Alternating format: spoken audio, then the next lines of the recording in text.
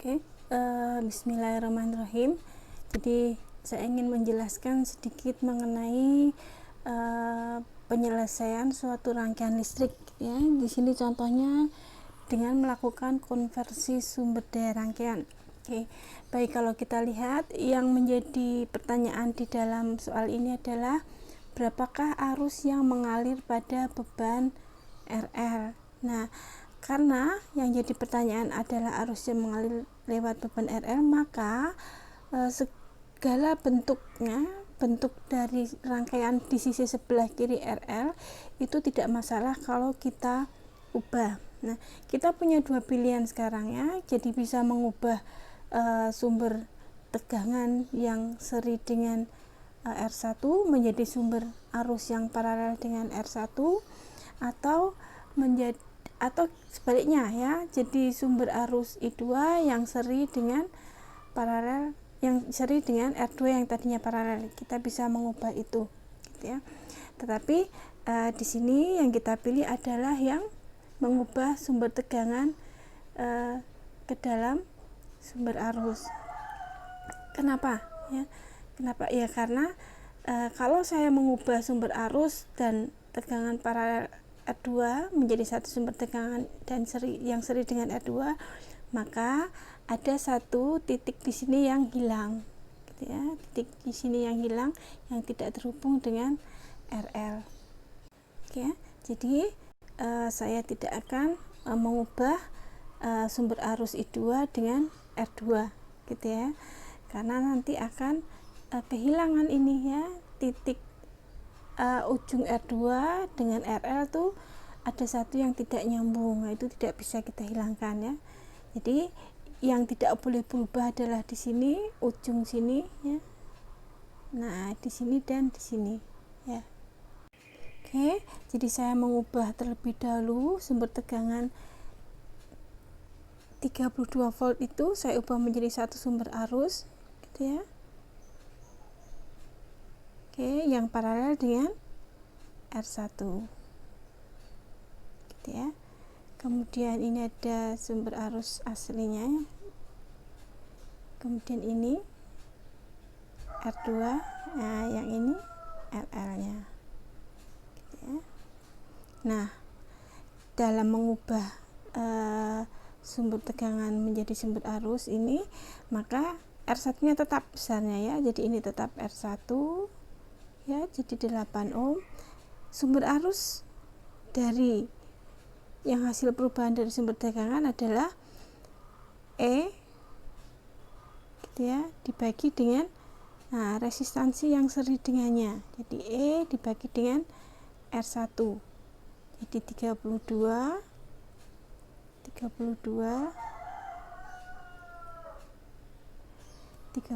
dibagi dengan 8 ya, sama dengan 4 ya, sehingga sumber tegangan 32 volt yang seri dengan 8 ohm kita ganti menjadi satu sumber arus dengan besar 4 ampere ya, dan paralel dengan tahanan 8 ohm. Oke. Nah, kita lihat di sini total arus ya, karena yang kita perlukan hanyalah arus yang di IL saja, maka total arus ini kita bisa jumlahkan ya. Jadi I-nya kita jumlahkan, ada dua buah arus dengan arah yang sama ke atas semua, 4 dan 6 ampere. Ini kita bisa cari saja totalnya ya, total arus dengan arah ke atas dengan besar sebesar 10 ampere ya, 10 ampere. Oke, lalu kita lihat lagi bahwa R1 dan R2 itu juga bisa kita jadikan satu ya. Oke, sekali lagi karena yang perhatian kita adalah yang di sebelah kanan ini ya. Jadi tidak masalah jika R1 dan R2 langsung kita jadikan satu dan dua resistor tadi paralel. Oke. Jadi ini RL yang kita cari arusnya, kemudian ini adalah gabungan dari R1 dan R2. R1 yang paralel dengan R2. ini ya. Dan R1 paralel dengan R2 kita bisa cari ya. Ya, jadi kalau ada dua sumber arus yang terhubung paralel, itu kita bisa mencari totalnya ya dengan menjumlahkan saja. Jadi sumber arusnya kita buat menjadi rangkaian yang hanya terdiri dari satu sumber arus sebesar I1 ditambah I2 10 ampere, dan resistansi R1 dan R2 juga bisa kita jadikan satu paralel menjadi sebesar 6 ohm. Nah, dalam posisi seperti ini ya, jadi rangkaiannya kita bisa ubah menjadi seperti ini, maka kita bisa langsung mencari arus yang lewat di RL dengan apa? Nah, kita bisa menggunakan hukum pembagian arus ya. Jadi IL sama dengan R total dibagi RL kali IS gitu ya. IS harus diingat, R total yang dimaksudkan dengan dalam pembagi arus ini, R total apa? Ini adalah R total tahanan total yang masuk atau tahanan total di percabangan di mana arus IS tadi masuk ya, sehingga R totalnya adalah ini ya, karena IS nya masuk di sini ya. Oke, jadi R total adalah RS yang paralel dengan RL dalam hal ini ya. Jadi R total dalam rumus IL sama dengan R total per RL kali IS, itu R totalnya adalah RS paralel dengan RL ya. Jadi RS paralel dengan RL. Nah, berapa itu?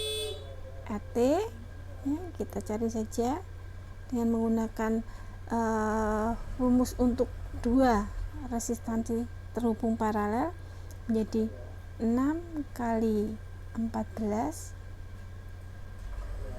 dibagi 6 ditambah 14. Ini adalah R total.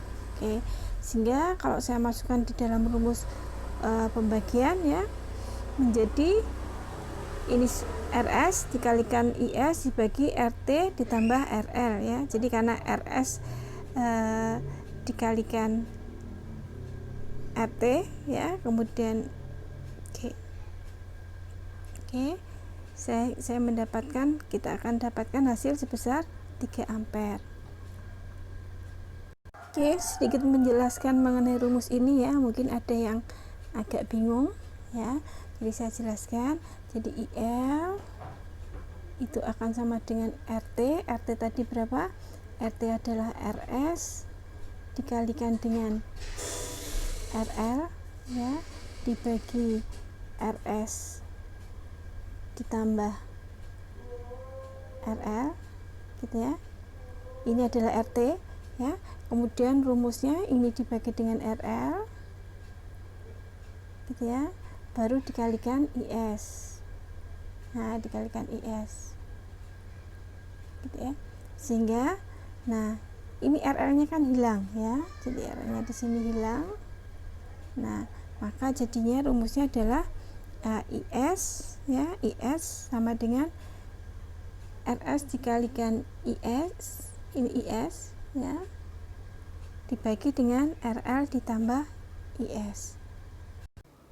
Oke ya, jadi arus IL adalah 3 ampere. Kemudian kalau ditanya arus yang lewat di 6 ohm di RS ini berapa besarnya?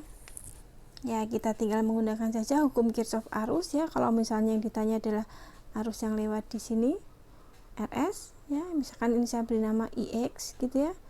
Ya, maka IX akan sama dengan gitu ya, 10, ini arus IS total yang masuk dikurangi 3 sama dengan 7 ampere. Oke, ini kalau misalkan ada pertanyaan IS. Sekarang kalau saya tanyakan berapakah besarnya tegangan di 14 ohm? Berapa besarnya tegangan di 14 ohm? Nah, kalau ditanya berapakah tegangan di RL, VRL, ya kita tinggal kalikan saja. Arusnya tadi 3 ampere, berarti 3 dikalikan tahanannya 14. Oke, sama dengan 42 volt. Oke, nah 42 volt ini akan sama besarnya dengan tahanan di R2 gitu ya. Akan besarnya sama juga dengan tahanan di R1 ya. Karena apa? Karena dia paralel. Oke ya. Jadi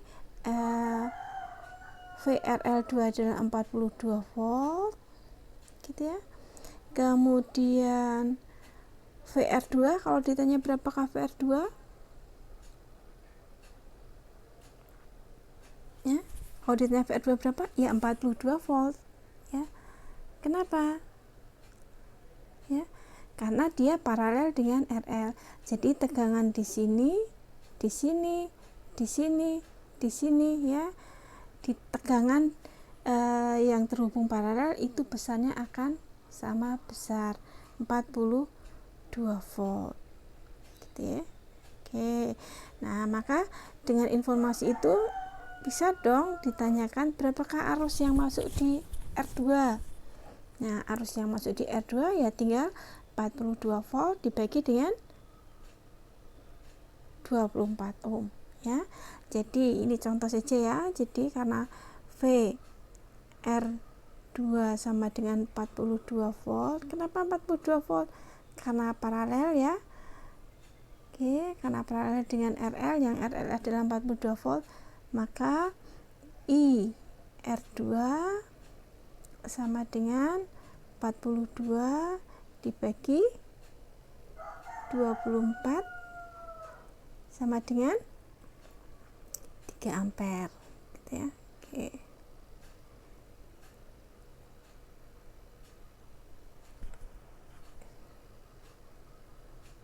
Ya 42 dibagi 24, maaf keliru ya, 42 dibagi 24 itu 1,75 ampere.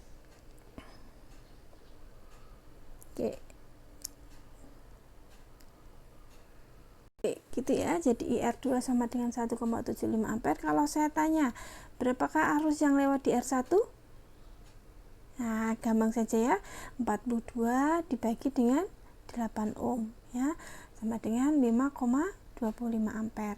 Nah, nanti bisa dihitung bahwa total arus yang masuk di cabang, nah satu cabang ini, satu titik ini nih, akan sama dengan jumlah arus yang keluar dari cabang ya, atau jumlah arus yang disuplai oleh sumber akan sama dengan jumlah arus yang dibagi ke masing-masing tahanan.